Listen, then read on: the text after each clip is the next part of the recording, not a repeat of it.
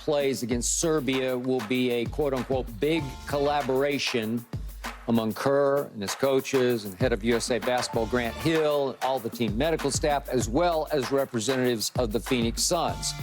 So, Paul, Team USA just released a little video of KD dunking, up and under dunking. So what do you think they will decide after you saw that? I just showed Keyshawn that video on my phone. It looks like he's cleared for takeoff.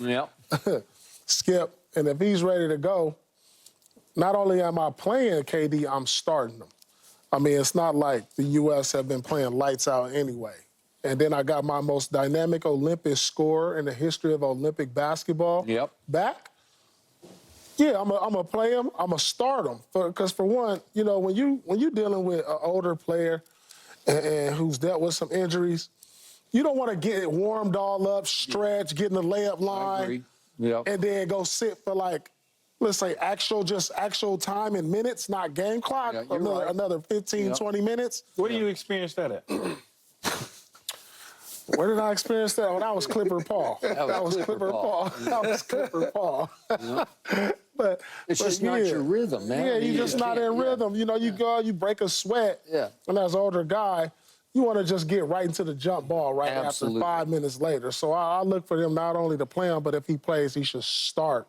And he's going to bring just more dynamic feel to the team because you put him instead of Booker in there, you know, now you have 4-3, LeBron and him. Curry with Drew Holiday and Embiid. That's going to be scary right there. So you got four oldies starting, probably because you got 5 old guys. 5 old. Drew's up there. No, that's 4. No, that's 5. Who's the other 5th?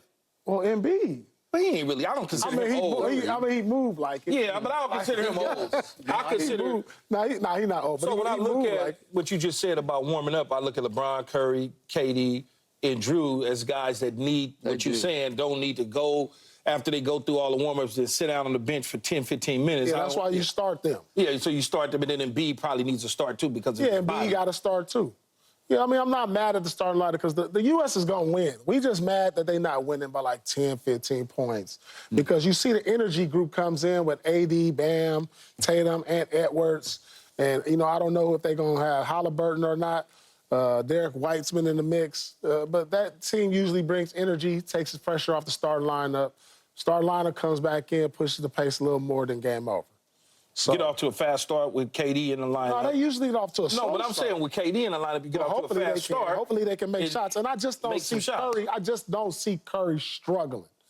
I just think, yeah, he was 1 for 6 in the last game, but like when the lights come on, Skip, and the stage is set for Chef Curry, he gonna show up. I promise you. And LeBron is gonna make sure.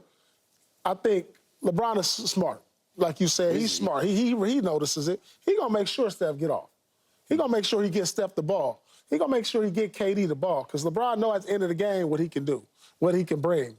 So I look for him to really emphasize getting them guys going early because you're gonna need them late. So when they put that clip out there, Skip, you think Serbia saw it? You better believe that. What do you think they said? They shrugged. They said we're in trouble. Okay. All right. This ain't the Denver Nuggets. This ain't the Denver Nuggets playing the Lakers or the Phoenix Suns. So I will say this. Spread for this game opened at 15.5. I said, that's insane. It got bet all the way down before our show started today to 12.5. And watch what happens now because I'm with you. That looked right to me. Yeah. He was pushing off his calf. It wasn't ginger. It wasn't guarded. It wasn't half speed. That's full speed KD. So given that, if he's going to play, he's going to start. And given that, that point spread will start to tick back up toward, I don't know, 14-ish or something. It'll go back up. What if it jump over 15? Okay. Are you buying that? If it jump over, you're always +5. If it jump over it, then that tells me. Keyshawn got it at 17 right now. Yeah, 17.5. Yeah. Okay. Because, well, I actually, I got 17.5 because they beat them by 26 the last time. Without their second, third, and fourth best player. And we was with our second, third, and fourth best player, too. You know who that was? Kevin Durant. That's true. He's your first best player. Whatever, first, second, third, fourth, whatever you want to call it. Okay. I'm going to say this again. It is not that easy, even for the most versatile, flexible superstar ever, just to step into the starting lineup with those guys. Not that he doesn't know their games, but they just haven't gotten much run-up to this. And just suddenly say, okay, here we go. Let's share the basketball. Let's run the plays that Golden State runs, because I know those plays, and it might not be as smooth as you think from jump. Man, this is Kevin Durant. The most, didn't we say this a couple of days ago, Skip, the most plug-and-play player that ever was? No, I don't care. He's just a natural at basketball. Like, he's just a natural at basketball, whether he's in shape. I mean, Kevin is a slim guy, so it ain't like he can he puts on weight or loses strength. He's just a natural basketball player. He don't have to hit the weights for a week, get on the treadmill for a week. No, he steps on the court. Like LeBron said the other day when we watched that game versus whoever it was, he said, man, fire one up from damn near half court. He turned around and just ripped one from, like, the huddle. Okay, so you started out this morning saying we'll win by 6 or 8. Now you back up to 20-ish? If KD plays, I got us at, I like plus 15. Plus 15? Yep. And Keyshawn, if KD plays, are you back up to 20-ish? No, I'm going to see what the spread is. Whatever the spread is, I'll take that plus 5. Well, you should go with your gut. Your I am going eye my test. gut. My eye test tell me right now I'm sitting at 17, but it's going to raise. Whatever it raises, you know it's going to raise, Skip. It ain't going to drop. It will raise. You know? I know all these guys, but why wouldn't you put Terrell Owens in there?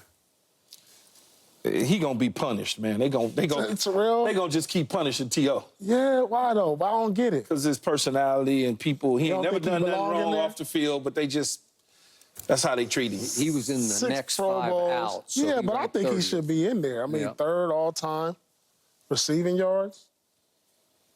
They just, that's how they treat him. I don't know why they treat him that way.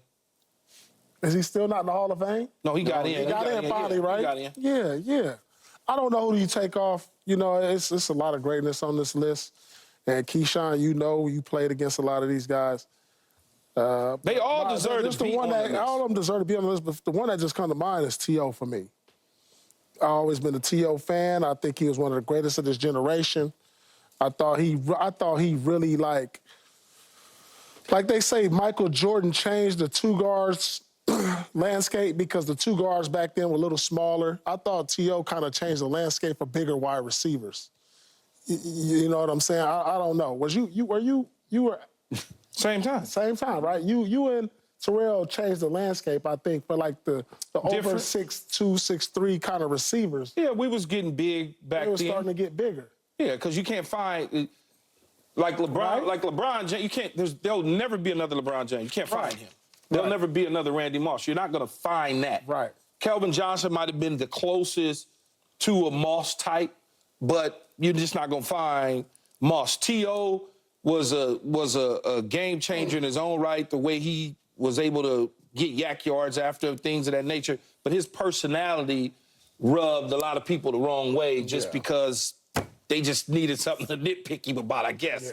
Yeah. And you know, some he did to himself, but I think he's always been criticized and treated wrong just because of, you got to have a guy in my eyes that you got to go after for the wrong reasons. And here's a guy who never got in trouble off the field. No. Just was, you know, a receiver. Hell, he was just, that's what he was. He was a receiver with a personality and an attitude. Just like Keyshawn Johnson. Yeah, but I was respectful to the media. I don't necessarily know if he was respectful to the media. You know, and so they punish him because of that. Oh, okay. Wrong, and double wrong. Why? I was there all the way through. I know Terrell, we have gone back, he and I have gone back and forth about this. I'm going to start with him, and he has greatness about him, and I don't disagree with your premise that maybe he could eke in somewhere in the 25 to 20 range. I'd have no problem with that. But he deserved the criticism he got because I covered his team in San Francisco, and as I called him, team obliterator, he tore that team apart. It was one thing after another until Terry Donahue, with whom I was close, said, more trouble than worth, we got to get him out of here. And they shipped him to Philadelphia, and it went from bad to worse. And he clashed with Brad Childress, then he